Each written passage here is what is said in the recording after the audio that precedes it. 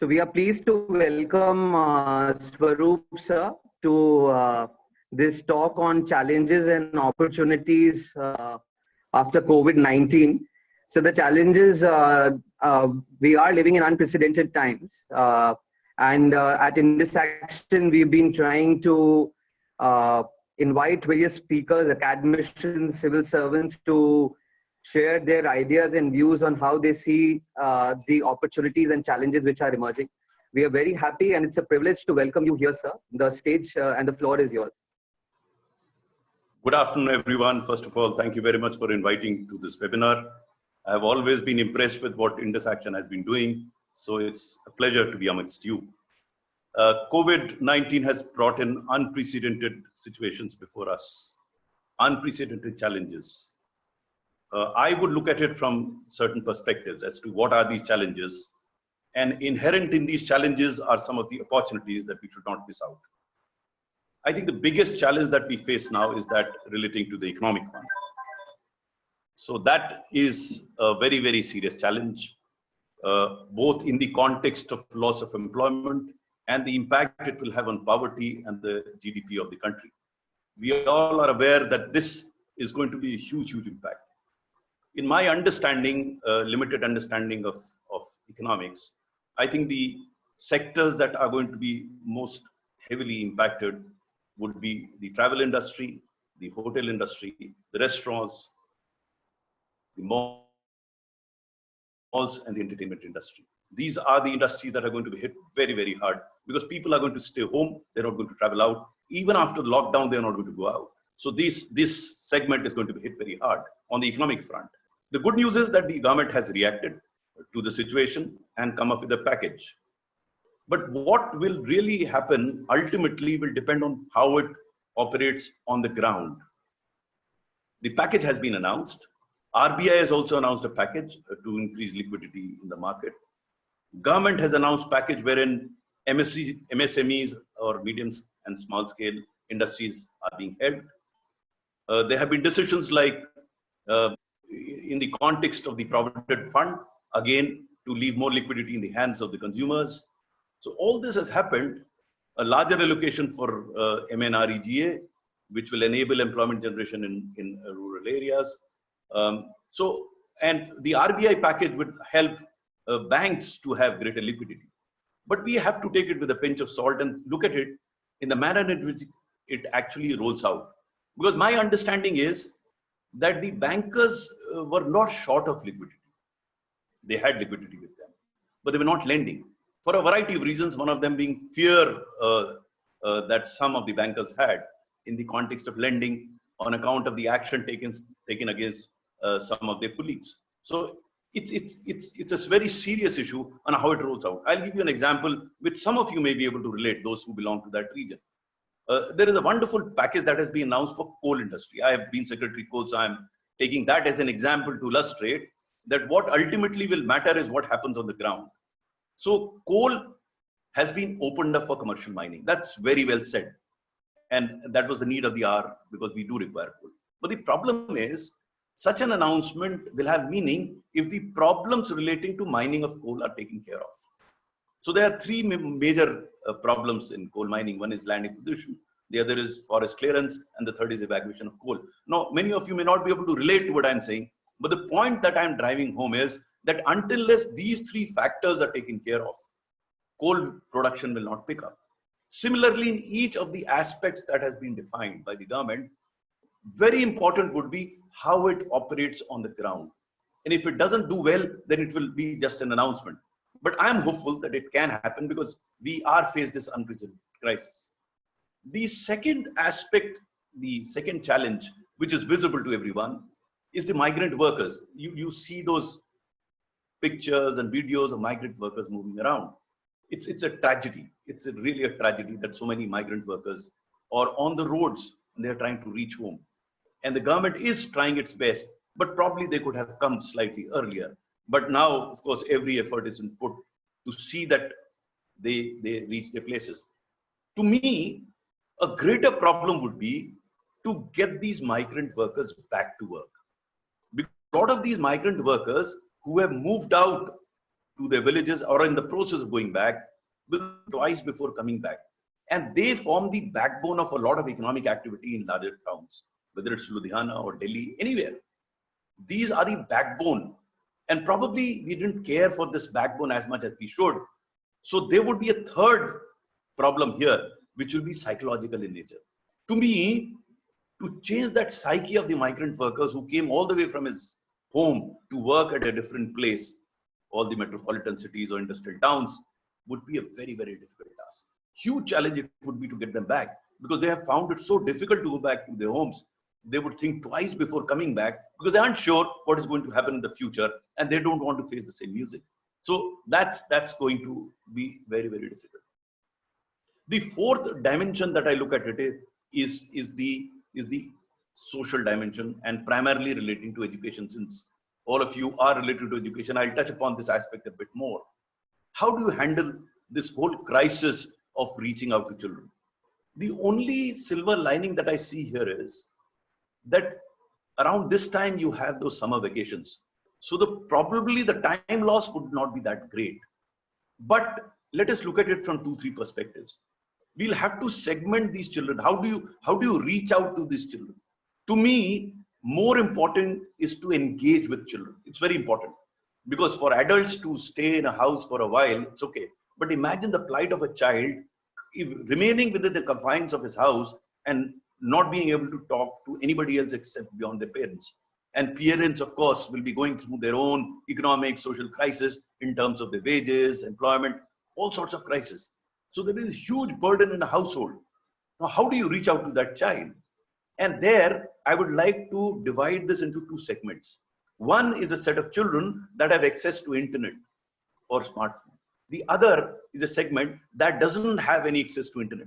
The second one is a huge, huge problem. And I'd like to share all of you, I tweeted it about an hour ago, that Nexus of Good, which I head, is organizing a webinar on the 29th of May this month, wherein we are picking up such practices where schools or teachers or states have been able to reach out to children who do not have internet connectivity. To me, that's a very serious problem, because there is a way of going out, but not many people are using those communication tools to reach out to children who do not have internet connectivity. For those that have internet connectivity, probably the problem is not that grave, because alternative tools of reaching out to children are being worked out. My grandchildren are in school, and I see it that their school is reaching out every day for an hour or 2 hours. They are engaging through the internet on their smartphones. Now, here the trick is, fortunately, something which was looked down upon, that is children being hooked down to telephones or smartphones, is now coming as a benefit, because I don't have to get him hooked down to the phone. I have only to change the direction a bit. So we'll have to see whether we can come up with such programs and videos which are attractive enough to divert the child from what he was seeing earlier to what I'm trying to tell him by way of education. And many schools are coming out with innovative ways of reaching out. Secondly, what has happened is, I don't know how many of you are aware that the Ministry of Human Resource Development has set up a portal called Diksha. It's an absolutely outstanding portal. It enables teachers to upgrade skills. And I tell you, as Secretary of Education, I was not fully conversant to begin with in the use of technology. And technology, to my mind, can be a great game changer in reaching out to the child. It can never replace the teacher, I can tell you. I'm very convinced that it can't and shouldn't replace the teacher. But as supplement, it can have an amazing, amazing impact. I'll give you my own personal example. As a child, as a student, when I studied Archimedes' principle, I found it very difficult to fathom the nuances of that principle. But as Secretary of Education, someone showed me a 3 or 4 minute video clip on Archimedes' principle, and I can never forget it. You know, why I'm giving this example is that technology can be a great, great enabler and making education a very interesting, as providing a very interesting dimension to delivering education. Otherwise, I remember in my old school days, there were certain teachers, and I'm sorry to say that, it was difficult to sit for an hour in those classes. But today, if the teacher does use that tool, so the advantage now is, because we are equipped with technology, the key would be how to use that technology. Because to my mind, Children who have access to internet and have smartphones, for them, there is a second problem. There is too much of information. It's a jungle out there. So the good thing about Diksha is that it has a navigation tool which can actually take you to the appropriate page,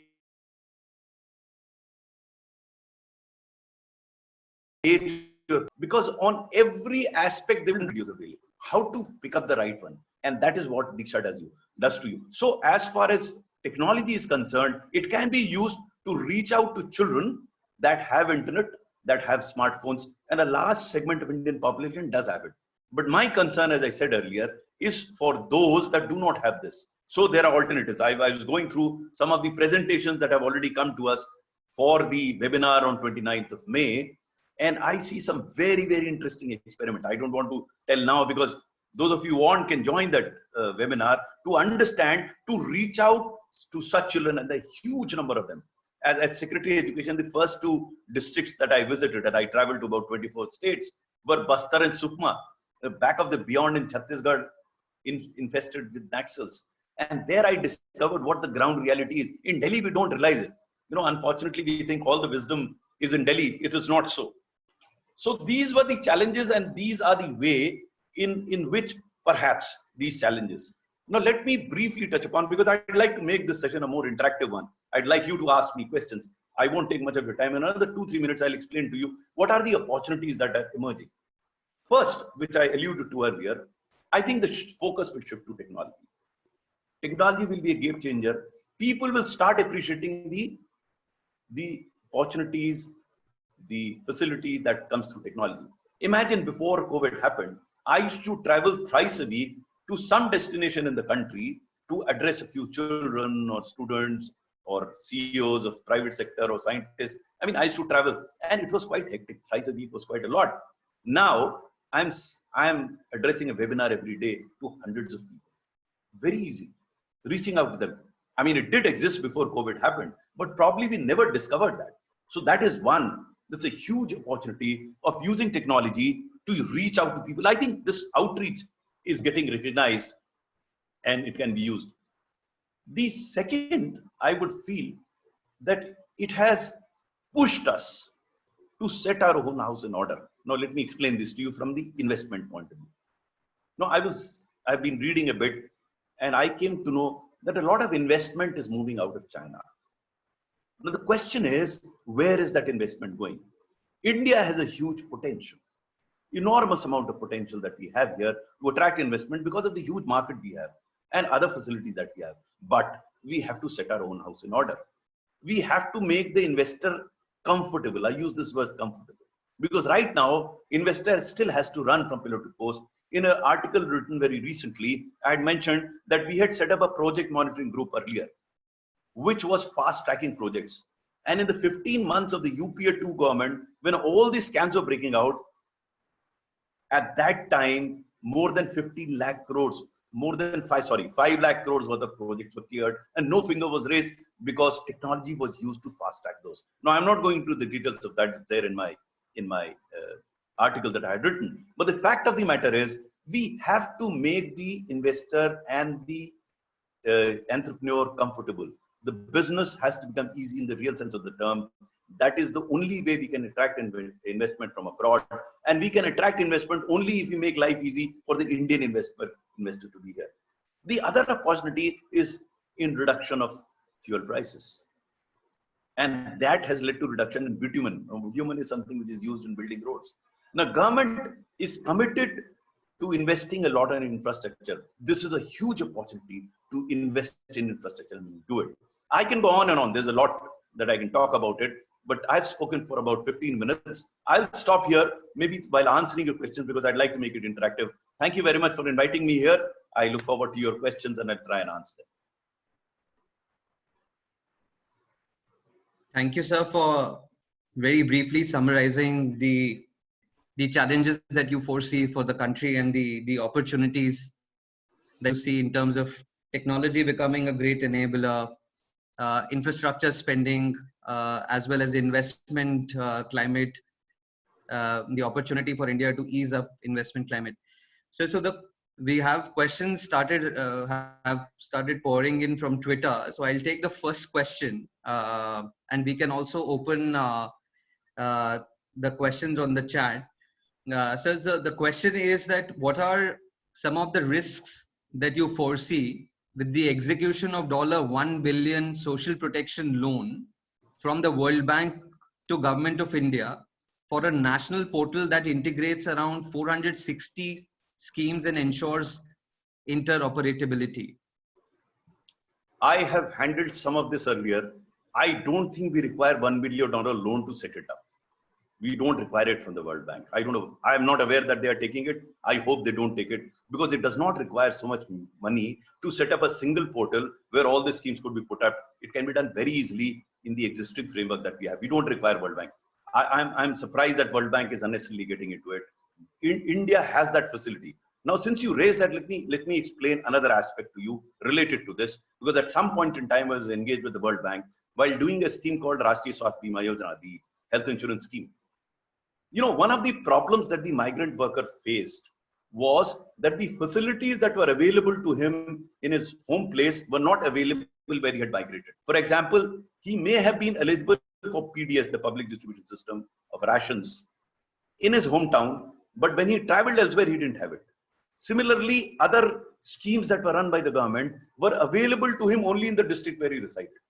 Now, RSBY, the Rashtriya Swasthya Bima Yojana, was the first scheme in the world, and first certainly in India, which allowed benefits to become portable. That meaning thereby that a beneficiary who traveled from his home district to any part of the country could avail the benefits anywhere in the country. Now, at that point in time, this is about a decade ago, I had written an article and I was working on it to see how that facility or that platform could be used for extending PDS. I am glad that the government is working on it.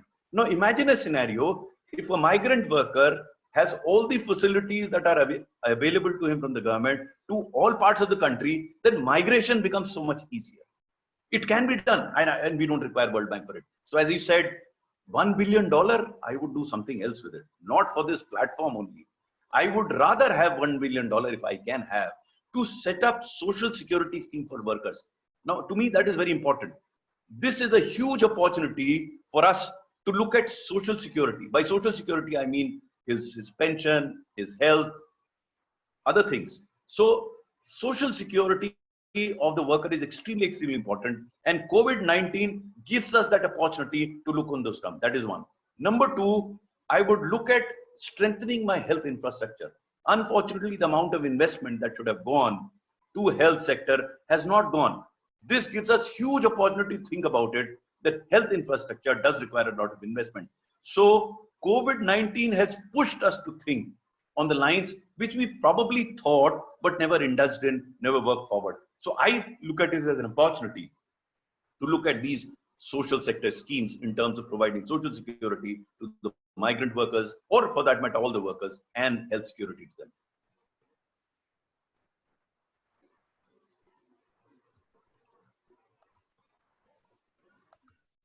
Thank you, sir. We'll take another question on this, and this is a lot of questions are coming on the education education aspect. There are a lot of questions in terms of what are the skills that you feel that the youth of today need to take up to upskill themselves in the coming time. Which are the sectors that you find will have minimal and maximum employment in the times to come? Let me take the second part first, where the employment is going to be generated. Because the first part, I'll come to the skill part because it will relate to where employment is getting generated. I think manufacturing is going to pick up immediately because all the inventories that the manufacturing facilities had have virtually been, depleted. Now, fresh manufacturing has to start. So whether it is in the food processing sector, whether it's the textile sector, I think all that would be forthcoming. So manufacturing sector is going to pick up and they have to be prepared for that. I mentioned about some of the sectors which will take a lot of time to pick up, which will be hospitality or I had mentioned a few other sectors where it would be very difficult, whether it's traveling. So air travel, otherwise traveling is going to come down. But manufacturing sector is going to pick up. Now, how do you skill? Now, skilling cannot be decided sitting in Delhi. I am very clear. You can't have a skilled worker always traveling to other places. I remember when I was Secretary of Education, I went to Odisha and someone told me very rightly. He said, "Sir, आप लोग समझते हैं कि हर चीज जो है IT सबको सिखा देंगे यहाँ पे. आप ये नहीं समझते कि हमें जरूरत क्या है." And he was absolutely on dot on the spot. Every district, because these skilled workers should not be pushed to traveling out of the district. If possible, employment needs to be generated in that district. Now, how do you go about it? I remember distinctly a survey was done in Bikaner for Bikaner district in Rajasthan, where they went around and spoke to industry, existing industry in that district, on what are the requirements in the next 5 years. And then they determined, they worked out a plan. How do you provide those people there? So, for example, in Odisha, in the remote districts, the requirement will be totally different from the requirement in Delhi. So we have to base, as in case of any product, we have to base these skills on the basis of demand rather than creating a supply. You know, the tragedy of some of our vocational training centers is that we decide this he has to be trained in this. It's like a target in the government, no? You fix a target and they get trained in that. No, there's a total disconnect between demand and supply. And this demand cannot be aggregated at the national level. This demand has to be worked out at the local level. So if you look at, I mean, there are some extremely successful experiments in this regard. Like I had gone to Tirupur, and there I found that the adjoining area of the Tirupur industrial area is training those people in something which is required in that industry. So whatever training requirements, they have to be determined locally. You know, the tragedy of our existence, I saw it from very close quarters. We sitting in Delhi think that all wisdom resides here. And we start deciding. I mean, education policy is one classic example of we sitting in Delhi deciding for everyone what should be educated in. I remember when Dr. Kasturi Rangan came to meet me, he was heading the education policy group. He asked me, what are your opinions? I said, you just write one line policy, providing quality education to every child in the country, and the education policy is over. He looked at me, I said, no, you work on action plan. Action plan for every state and thereafter for every district regard to education, because the conditions in this country are so varied through the country that you can't have a single policy sitting here. You can only have a broad framework. Let the states decide what they have to do. And the action plan should clearly lay out what needs to be done, how it will be done, who will do it, by when it will be done. I illustrated to him that we have worked out action plan for 2 states and it started working very well. Work on those lines. So my take on skill development is it should not be decided in Delhi. It should be bottoms up. We should understand, and center and state should play the role of facilitators, not monitors, to determine what's going to happen in a particular district. We have always talked about decentralization, but unfortunately, no one wants to let go. I suffered it myself. We pushed it as hard as we can. I had a nice minister, we could do it a bit. I don't know what's happening now. Thank you, sir. I think definitely, I think cluster-based skill development and hyper-local skill as well as job matching will definitely will help to tide over the number crisis that we've gotten into. So since you spoke about social protection, one important question which has been coming in the various academicians, industrialists, in the reports that have come have also voiced this. In fact, I just read Mr. Azim Premji also spoke about this. There's a lot of talk of putting money in the hands of poor, direct benefit transfers happening, especially with the kind of crisis which is that the country is seeing. How feasible do you see, sir, for a country like India to undertake something of this proportion? And also, if you could contrast it with the kind of package which has come right now by government of India, and what are the challenges you foresee in this? You know, I agree with the idea that is being touted in terms of putting money into the hands of the worker. That's the best way of going about it, rather than catching your nose around your head, catch it directly. But let us look at such ideas. There are ideas that are absolutely desirable, but we have to look at the feasibility of an idea. In a country like ours, and we are in a democracy, for an idea to fructify and sustain, I have said it in the past and I repeat it, it has to be politically acceptable, socially desirable, technologically feasible, financially viable, administratively doable, and judicially tenable. Now, I'm touching upon the fourth part, the financial viability of it. Now, the only way that the government can put money into the hands of these people is by printing more money, because government is also not, saddled with so much funds as an outsider may think. Because of the slowdown in the economy, the revenues have dried down. So, purely theoretically and ideally speaking, I would want that money to go to the common man. But what is the financial feasibility of it? You will have to take at the risk of printing more money on inflation, because inflation will impact the poor man again. So it is a very difficult, very difficult task. It's not easy. And that is why if you look at the package that the government has announced, there isn't much of a financial outgo from the budget of the government. For the simple reason, government doesn't have money. So whereas it is eminently desirable to put the money in the hands of the poor, they have gone out about it in an indirect manner.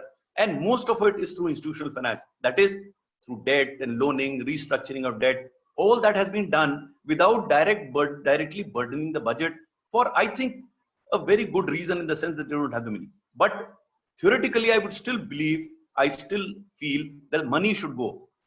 Government may look into it again and see how more money could. But I, sitting here as an outsider, I cannot determine how much money is actually available, how much money can be printed without impacting the inflation part. So this balancing act will have to be done by the government. It's very difficult now. As I said earlier, the economy virtually crashing. In that sense, where is the money coming from? Money comes from tax or debt. I think already government is overdrawn, taxes are coming down. Where does the money come from? The last part is printing the money. As I said, it will have impact on inflation, which in turn is going to impact the poor man. Very difficult decision for the government. It's a catch-22 situation. So the next question's coming from Anjan, that given your experience in implementing large-scale projects, how confident are you about the idea of one nation, one ration card? It should, see, 2011 in Economic Times, I had written an article for this. I said it is eminently feasible. There is no problem whatsoever. Imagine in 2011, we didn't have Aadhaar. Aadhaar was just emerging. At that point in time, I had advocated the use of the smart card being used in RSBY. Today, you have Aadhaar number. There is absolutely no problem. It requires a bit of an exercise, but it can be done. It should be done at the earliest. One country, one ration card. I have no doubt it can be done. Technologically, it is feasible. Socially, it is desirable. Politically, it is acceptable. Now, someone has to sit down and work out the brass tacks. It should be done because it is in the interest of the country. So, one pertinent challenge which is coming in a lot of questions is, given the fact that technology is going to be a great enabler, but a lot of countries vulnerable do not have, as you highlighted, do not have access to smartphones or access to technology, and there is a great digital divide. So what role of government and civil society institutions do you see in trying to tide over this crisis? So let us define the roles of the respective stakeholders that you brought about. Let's talk about the government first. The government should attempt to reach out, take technology at the lowest level, and that was already being done. Fiber cables are being laid down to the block level, the Nyaya Panchayat level. It's happening. It needs to be expedited so that we reach out to people there.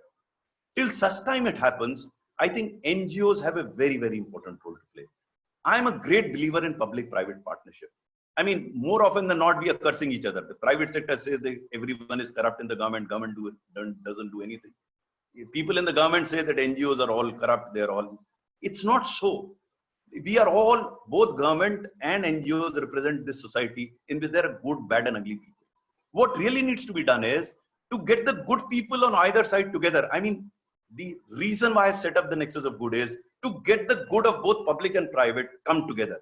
If all the rascals and ruffians of the society can come together and make life difficult for us, why shouldn't good of NGOs and good of the public sector come together and build? In the 2 years that I spent as education secretary, this was a learning for me. This is what I try to drive. Identify good NGOs, empower them, enable them. Why? The reason is very simple. The efficiency will come from the private sector and scale will come from the government sector. Efficiency and scale have to come together, and hence both NGO and government sector have a prominent role to reach out to people. I'll give you another example. For children, out of school children, I have always believed that it will be very difficult for a government officer to convince a child to go to the school. But the school itself, the infrastructure has to be created by the government. NGOs who reside there, who interact with the community in an informal manner, stand a better chance of getting these children to these schools. Now look at the NGOs like Himana, People to People, Educate Girls. They're doing phenomenal work in getting these children over. Now that cannot be done by a government officer. He goes to a house and asks them to come. Let us try and understand the respective roles. Let us respect each other. And once define and respect each other, I think things can happen, because they are happening. Only thing is, they're happening in islands here and there. We need to connect these islands. We got to learn from these islands. We got to replicate them. We got to scale them. That's what Nexus Good is all about.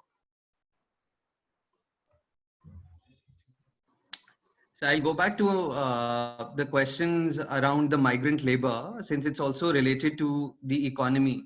So there's one question around how do we get them back into the labor market where they were earlier working. So again, there's a challenge which the source as well as both the destination governments are facing. Also, there is a humanitarian crisis, for we do not know that when will they be able to go back to work or probably get to the same income earning opportunity. We don't know in terms of this. So it's a very complex crisis that we are seeing. So how do you see the change in labor laws that the government is trying to do? Also, how do you see the response of the government towards migrant issue? Do you think that there is scope for it to be handled better, or what would you advise to be done on that? See, first let me touch upon the labor laws that you mentioned. Here again, I had tweeted very clearly that there isn't much wrong with the labor laws. It's in the implementation of those laws there is a problem. Because in implementing those labor laws, it's the inspector that is benefiting, not the labor. And I don't want to go into the details of it. I've handled labor as a sector for quite some time. And I was firmly of the view that you can operationally actually determine that the benefit goes to labor, not to the inspector. It can be done. If you take away the powers of the inspector, not put the law in the back burner. What has happened in states like UP, they have actually put the law to rest. They've thrown the baby with the bathwater. I don't think that was required. What was required was control over the powers of the inspector and the discretion that he had to walk into any industry. You take away that discretion and take the decision at a higher level, and don't leave that discretion to inspector. I think it will work very well. It can work. It has worked in the past. It can work again. Coming to migrant workers, I think it's a very, very complex situation. As I said, it's not merely a social problem. It's now a psychological problem, because the migrant worker feels absolutely deprived. He feels psychologically shattered. He wants to go back. He can't go back. He's had these problems. Now, how do I get them back? It's not an easy question to answer, but we can. I'm a downright optimist. You can find a way through if you want. First, give him that sense of security. And that's why I alluded to the social security schemes for each worker. Give him that portable benefit that should be available to him. You mentioned about single ration card. First thing, do it. Allow that migrant worker to feel comfortable wherever he is in the country. And what does he want? He wants roti. He wants his health insurance. These tools are critical. And both, mind you, both can become available. And third, enable him even MNREJ benefit in another district. Why not? Let's look at what all benefits that are available to him in a place of his residence. If he can, today technology allows you to do that. At the back end, you can have the entire data of the nation, and you can keep relating where is this person coming from. In fact, you can actually, people have been talking about the data of migrant workers. Why do you need a separate data? You enable him those benefits. The moment he uses his benefits outside the district, he's migrating. And obviously, anyone would require gehu, would require sugar, will require that. The moment he gets it from other place, he becomes a migrant worker. You don't have to do a survey or get this data. Why are we doing it? It can be done. The only problem that I see is all this requires hard work. and will not hit the headlines on the next day. A policy hits headlines, and there are television discussions. In fact, I was offered good money to write an article which I wouldn't have gone otherwise. I have nothing to do with it. So we experts, so-called experts, sitting outside, I call them Rai Saab, I also become one. We get paid for doing nothing, just giving Rai. Hard work, groundwork will not hit headlines, will not give you publicity. We have to get out of that publicity bin. If it works, you will get publicity, but it won't be upfront. But if you make huge announcements, this is going to happen, this is going to happen, then it will be published every day and you will have discussion. That's the tragedy. But people will have to sit down, go down to brass tacks, go into the details, work out a plan for every district separately. It can be done because it has been done in the past. So one of the opportunities that you mentioned was on investment and the global manufacturing base shifting from China. So there's a related question that on the current approach which has been announced by the government of India on promoting local business. So what role do you see that we can play in terms of promoting local business? That's one aspect of the question. And also, do you think that the approach of only announcing credit per se for promoting MSME is sufficient enough for India to promote employment and increase income opportunities? I don't think that is sufficient. We have to make, if you remember my words, business easy for businessmen. Today, he is a harassed person. He runs from pillar to post. Again, I say that because it has been done in the past. I gave you an example of the project monitoring group where 5 lakh crores worth of project were cleared on a single table. And it was a transparent mechanism. I have in a couple of articles and a few tweets, I have mentioned, revive the project monitoring group. The industry should have a place where it can go. Usko ek kandha chahiye. The government should transform its role to becoming a facilitator, not merely a regulator and a monitor. And I say this because it has been done. Whatever idea that I am mentioning today, all has happened at some point in time. Someone has to take that out. I mean, let us try and understand. We had a serious coal crisis in 2014. In 2016, we had not only overcome that crisis, we were toying with the idea of exporting coal to Bangladesh. Someone has to look into it. How did that happen? And why did it crash after that? We have to look at things that have happened. Ideas and ideate from what is already happening or happened. We can't have just brilliant ideas that you should do this, you should do that. There's no dearth of Rai Saabs in this country all over the world. They're very heavily paid Rai Saabs, the advisors who will come and tell you, wouldn't have done anything on the ground, but will come and tell you what to do. I would rather look at something which has already happened on the ground, try and understand and analyze how did it happen, number one.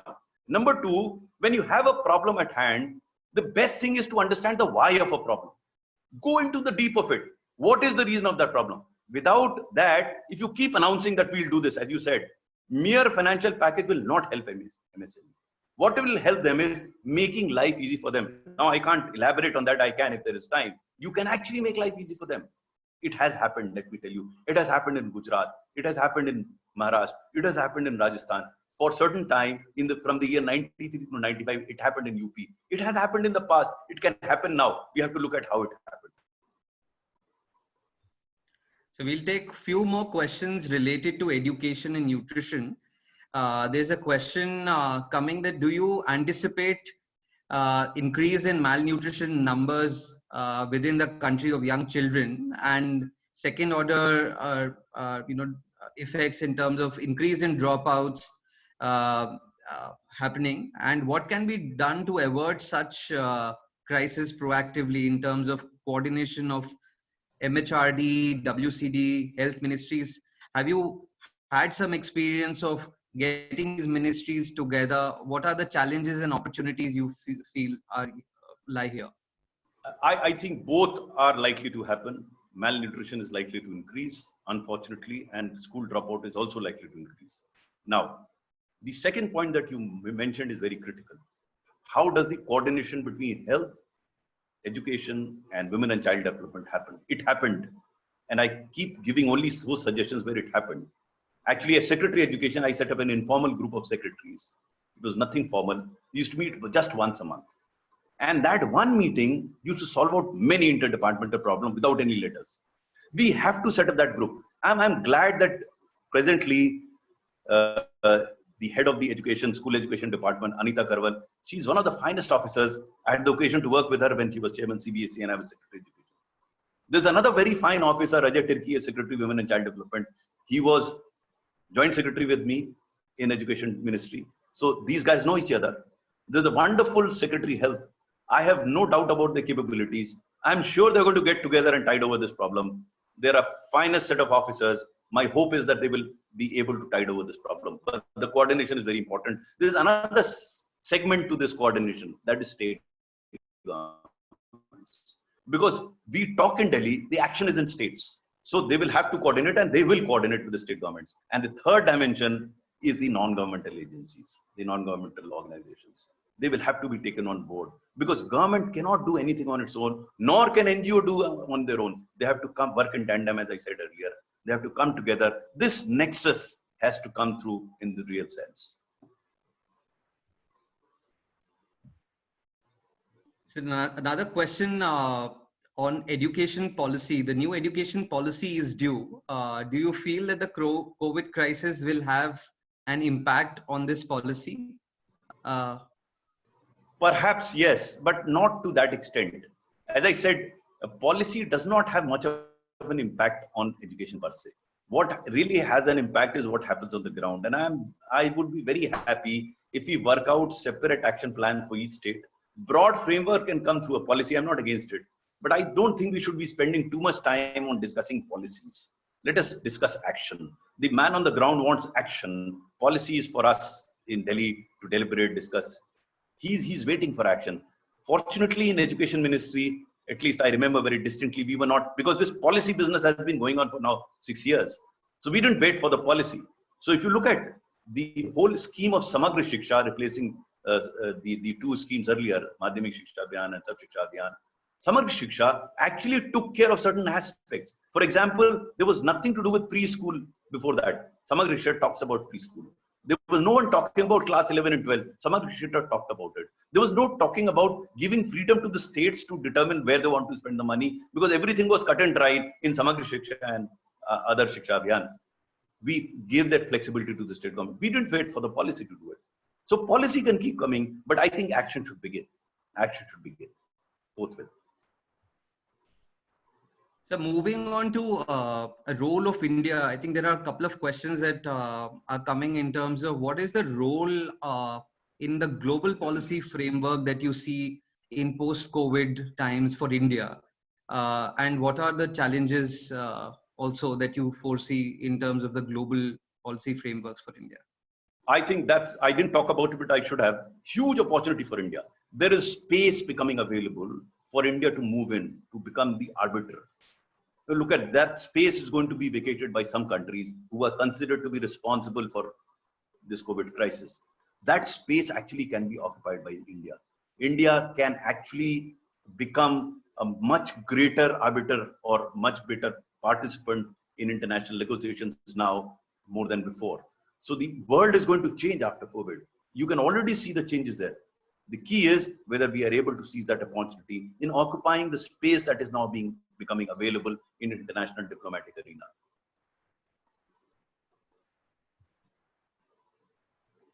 So similarly, there is another related question that what are the global changes that you see in terms of philanthropic capital, impact capital, which was going to developing nations earlier? So what are the changes that you see globally happening in the development sector, and how does it impact India and the professionals in India? You know, philanthropic capital gets generated out of the surpluses of businesses. And my apprehension is that these surpluses will come down because economy worldwide is not doing as well. So probably the contribution to this corpus is going to come down and there would be a bit of a pressure. But it's not going to last very long. I think the world economy will also revive. For next 1 year, we could see some trouble, but I think then it will revive. So there will be pressure on funding, international funding and otherwise. from philanthropic organizations.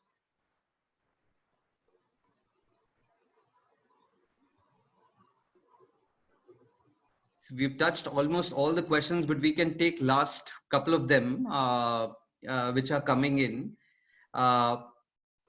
This one is from Mayur. What are the biggest barriers in policy getting implemented? Like you mentioned, all 5 stakeholders, political, administrative, tech, judicial, have to come together. Where is the largest resistance and why? Or does it depend from policy to policy?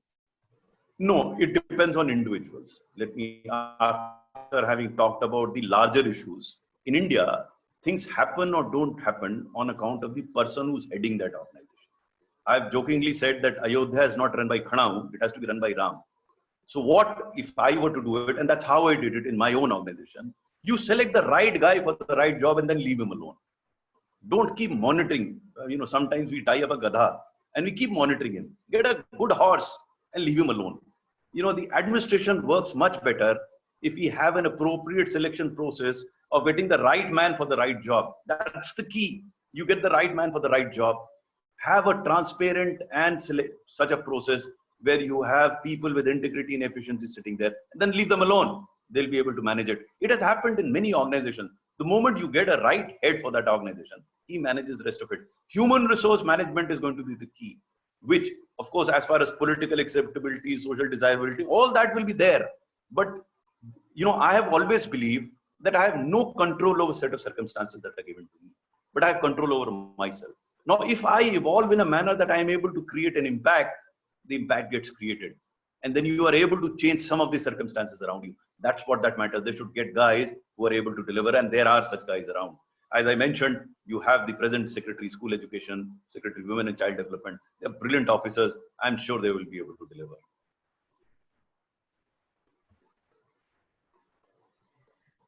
So there's a general question on the upgradation of India's public health infrastructure. I think it's been debated a lot. A lot of allocation of the PM CARES fund is also going in. A lot of innovation is happening. But what are the challenges and what are the opportunities you see in terms of upgradation of India's public health infrastructure in this crisis? COVID, in a way, is a boon because it has forced us to rethink about our priorities.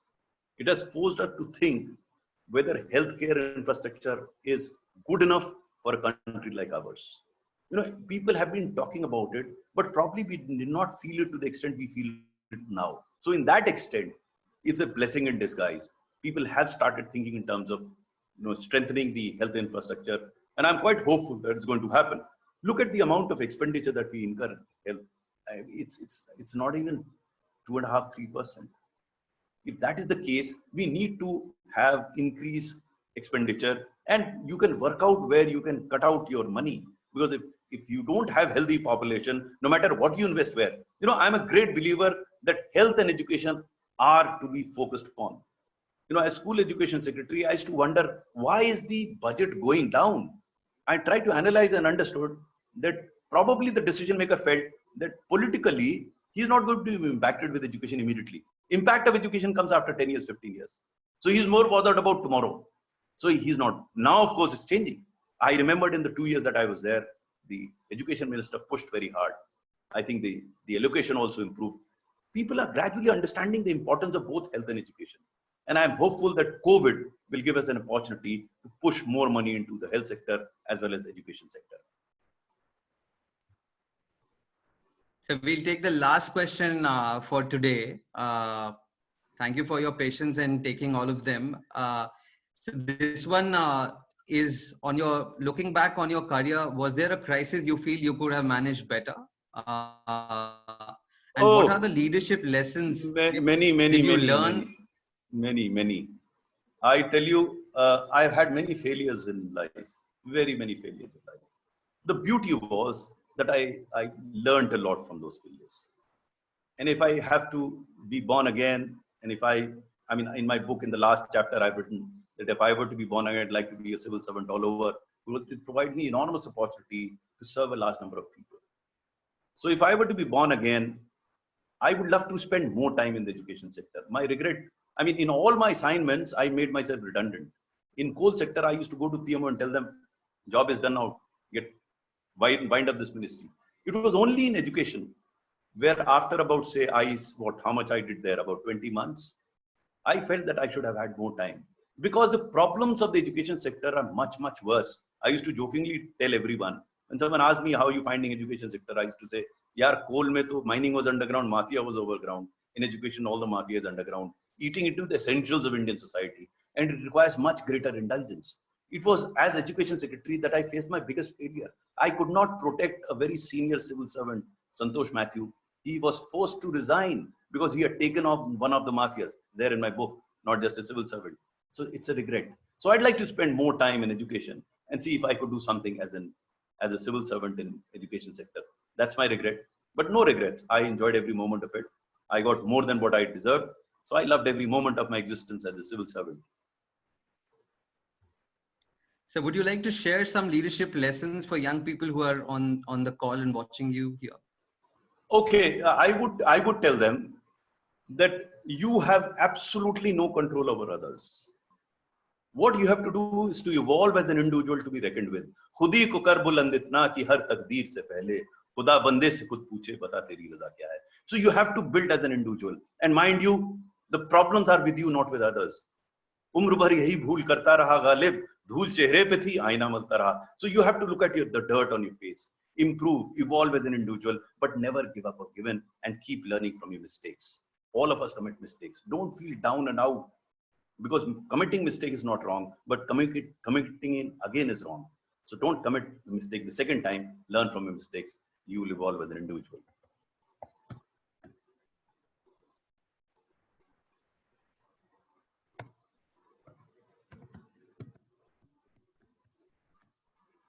I have just given my email ID. Those of you, many comments were coming here. Probably I may not have replied to all of them, but you can write to me. I will try and respond to these questions. Whatever you have, I've given my email ID. You can do that. And may I request all of you to have a look at the web portal that we have for Nexus of Good. It is, again, I'm typing it here.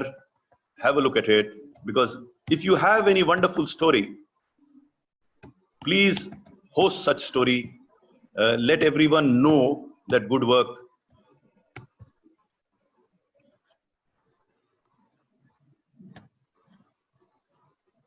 is being done, can be done, and let the good people come together and create an Nexus of Good. Thank you, sir. It's been a pleasure to have hosted you here. What better than ending on a Sufiana note? We wish you all the very best. The Sufi in you and the Sufi spirit of the Nexus of Good. May it blossom and impact millions of our countrymen, sir. All the power to you, sir, and thank you for taking this time, and thank you to all the audience who've joined us for this session. Thank you very much. God bless you. Take care.